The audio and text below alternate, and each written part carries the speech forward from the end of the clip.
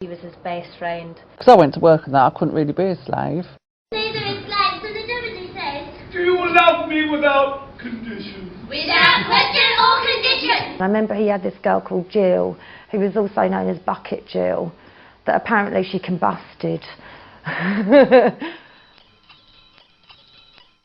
What is love? Oh, well, it's a bit vague. I think it's sort of so many different things to so many people.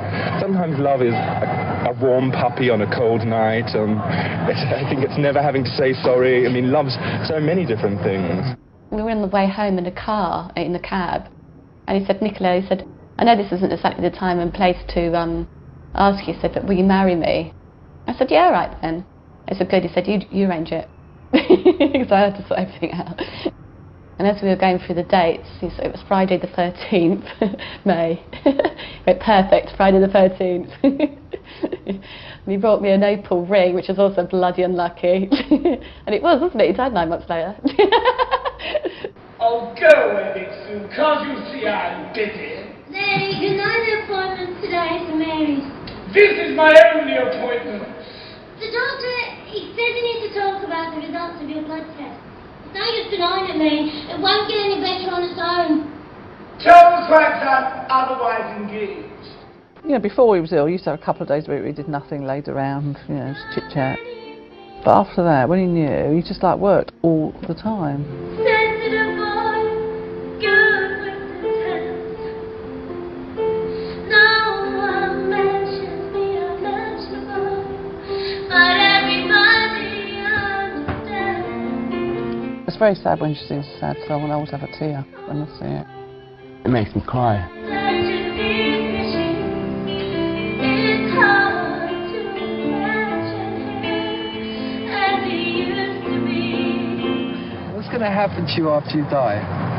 Oh, grief. Well, it's the living that I'm more interested in. Sort of every moment, I think, you know, when I'm dead, I'm, you know, gone, and, you know, that's other people's problems. I heard he died fat, although he had AIDS, and I thought you were supposed to get skinny on AIDS. I suppose there must have been so much fat. But anyway, but I don't wish to be nasty. What drugs do you take? No drug all the time. I mean, I suppose my most regular thing would perhaps be, well, to use a Boy George phrase, I'm quite keen on tea and, you know, tannin and caffeine.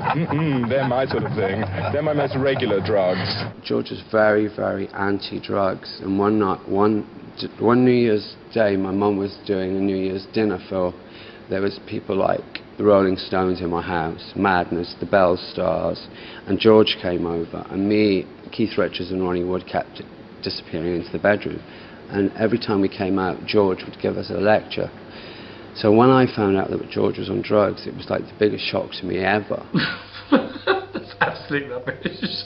I remember actually sitting in the bedroom and going, my God, I'm doing drugs and all the Rolling Stones. This is so bizarre. When it comes to harmful substances, getting like that with them, it scared me. Well, the two things kind of go together, really, drugs and Marilyn. Drugs and Marilyn, smuttiness, gossip. We'd be out in the limelight in New York, and it'd suddenly have like a bag of ecstasies.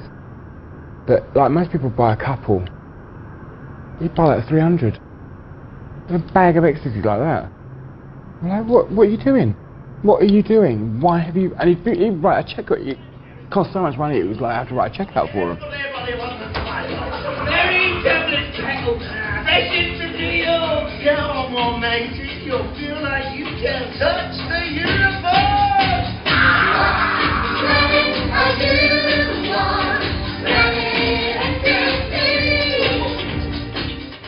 And then he'd walk around the club, and there'd be like, you know, like a speedboat goes through water, and there's like a wake behind the boat. That's how, when you walk through the club, that's how it was with people instead of the water. And they were like, it's like a trail of people like behind him, like the Pied Piper, and he's handing out these like smarties to people, and like everyone's like, I love you, I love you. It's scary. I just keep saying, calm down. It's like, what are you doing? You know. It's strange that Marilyn's got any recollection of that period anyway, because I mean, he was so twatted out of his brains anyway. Boy George! George has lost the plot massively. Oh yeah. She's had a couple of these and now she's snorting away like a depraved truffle ant. Later. But those two fuckers, they went on this, they were really bad for each other. They went on this hedonist mission. I mean, it was really bad news. George, fuck up. Do you know what I mean? They just couldn't stop, so they just destroyed each other.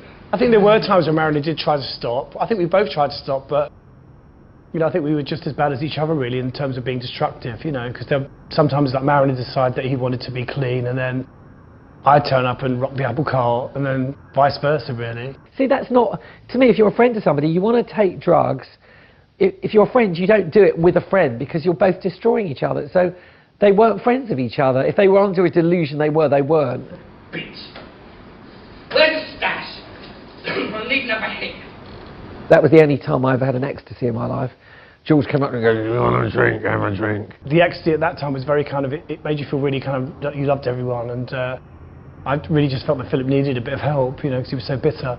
But he was off his head. I forgave him after about a year. I felt very bad about that, but I mean, you know, he had a really good night. I mean, he shaved his whole body. He paid for a prostitute to come up from Brighton, and Marilyn actually said that he had a conversation with Philip from America. He said it was the nicest he'd ever been in his entire life. He couldn't believe it. He said it was like there was a real person in there. I did enjoy the experience, unfortunately. That was the sad thing. It was very nice. I was trying not to enjoy it. Like, it went on for a day. She must have put a lot in it. We're doing a little favour for George. It's his last performance, we believe, for the Taboo performance. So we're here just to kind of say hi and you know, Hare Krishna, Hare Rama, all that kind of stuff. We've got some food for himself, some vegetarian food and some flowers from the temple. I'd always sort of been interested in the Hare Krishnas because of the way they looked. I just thought it was such an interesting look. Hare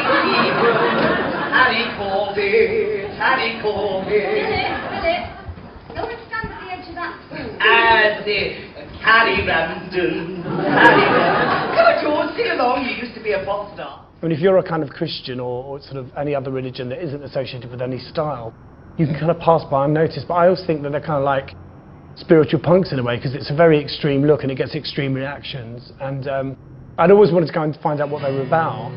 From Bombay to Bangalore, all the Hindus know the score. If you wanna live some more, Hare, Hare, Hare.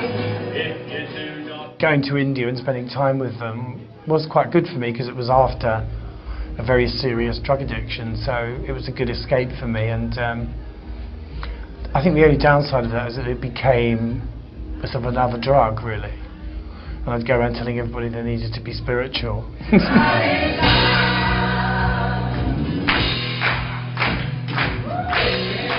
I think really for me spirituality is in the mundane, you know, it's really more about how you buy a pint of milk, you know, rather than wrapping your legs around your head and going on in a cave in the middle of nowhere.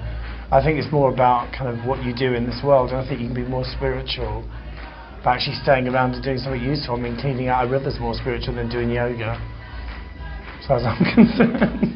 I have no desire to leave the material world, I like it.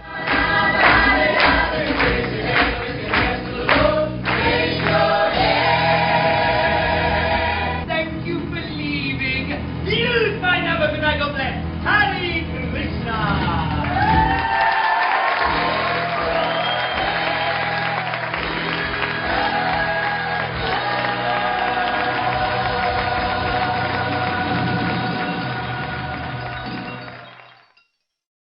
If George ever does a sequel or another show, it should be set backstage. Once I saw Ewan taking Paul Baker's either makeup sponge or his powder puff or a brush or something and sticking it on his bottom or rubbing it on his ghoulies.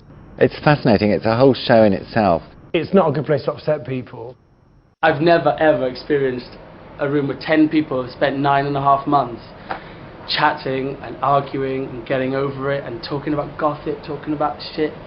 Steve Strange's real, 100% genuine snakeskin coat. That coat cost me £15,000. George stole it off him because he stole his credit card. Working backstage was absolutely hectic. The boys' dressing room was also the wardrobe room, and it was also the makeup and wig room, so everything was crammed into this tiny little space. I'm sharing a dressing room with, you know, 10 to 12 other men, boys actually. You couldn't really call them men, could you? And you know, after the first 2 days,